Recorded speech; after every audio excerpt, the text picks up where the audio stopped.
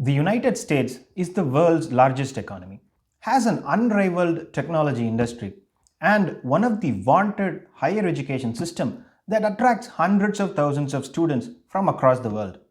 But despite all her strengths, when compared to other developed countries, out of 35 countries, the United States ranks 30th on voter turnout. That's 30th out of 35 developed countries. Even Turkey has a better turnout than the United States. But things are changing, slowly but changing.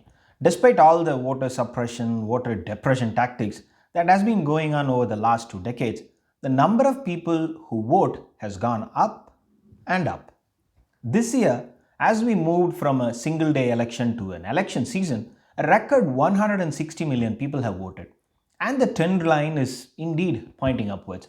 If more people are voting every year, as a political party, you want to expand your party's base. But when you hear statements like this, it does take you by surprise. If Republicans don't challenge and change the U.S. election system, there'll never be another Republican president elected again. They had things, levels of voting that if you ever agreed to it, you'd never have a Republican elected in this country again. From railing against mail-in voting to election fraud after the election, Trump and the GOP appear to be on the path of self-destruction. But somehow, just somehow, they still keep winning the Senate and even win the presidency through the Electoral College. Even if the GOP loses the 2 Senate seats in Georgia, it will still have 50% of the Senate seats. And despite their rhetoric, and despite losing women voters in large numbers, they still win states with a wide margin. So how is this happening? Joe Biden won this election by winning non-white voters, educated Americans, Catholics, and female voters. Trump got his numbers from white voters, voters without a college degree, men, and senior voters. If you dig further into these numbers, you will notice something strange. Biden's voting base, the Democratic voting base, is much larger than Trump's and the GOP's base of eligible voters. But the size of the base did not result in a landslide. It actually ended up leaving the Senate control on the knife's edge. The Democrats have a much larger share of eligible voters, but a lot of them just don't show up to vote. The GOP, despite having a smaller coalition, turn out to vote at a much higher rate, making up for its smaller size. And nowhere else is this gap more evident when you compare African American voters to evangelical Christians. Black Americans account for 13% of the total population in the United States, while evangelical Christians account for 15% of the total population.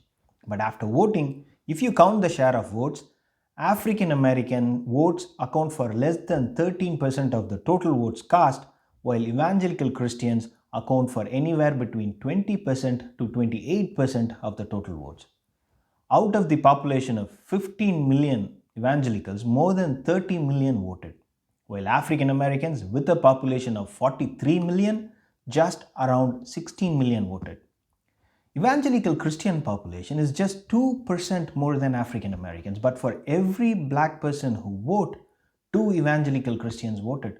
Small in size, but extremely effective in making that size count.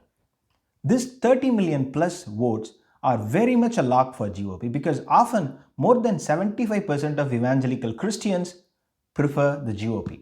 The GOP knows this group will turn out to vote no matter what. In 2020, Trump had more than 70 million people vote for him.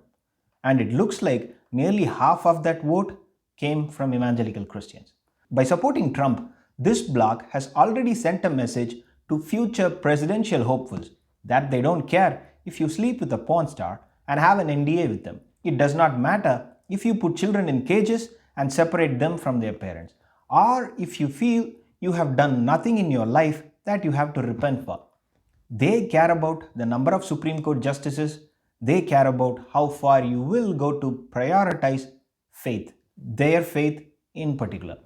And they will vote in the order of 30 million plus. If you can merge their vote with white grievance politics attracting men and women without a college degree, then you can add another 10-20 million votes on top of it, pushing you past 50 to 60 million votes. So is there a path to win 24? Yes, there is, provided the other side does not turn out as much as they did this time. So, this whole game of railing against mail in voting, the whole nonsense about rigged elections, the systematic attack on our electoral system are aimed at one thing: to dent the public confidence in the election. But so far, these efforts have only produced the opposite effect the GOP seeks. Instead of forcing people to stay back home and not vote, the rhetoric has actually energized people to vote. It has made it clear to a lot of people how important their vote is. So the odds are indeed looking good for the voter turnout to keep increasing. But the GOP and the force behind it believe it's still worth the shot because, hey, they know they are going to turn out no matter the rhetoric. But the other side cannot say the same with 100% confidence. Thanks for watching. If you like the content, please subscribe.